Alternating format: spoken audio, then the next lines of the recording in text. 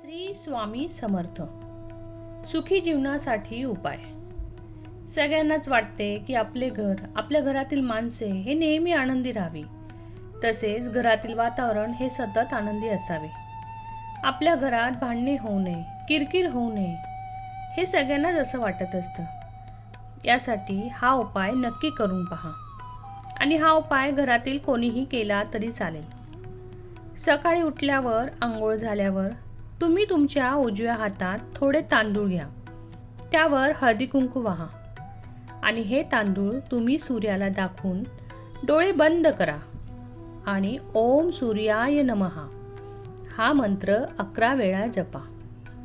मग या तांदूळांना एका गडव्यात पाणी घेऊन त्यात टाका आणि ते पाणी घरभर शिंपडा आणि याचा अनुभव तुम्हाला नक्की जाणवेल. श्री स्वामी समर्थ. तुम्हाला माहिती आवडली असेल तर अशा नवीन आणि उपयोगी माहितीसाठी व्हिडिओला लाईक, शेअर आणि सबस्क्राईब करा. श्री स्वामी समर्थ.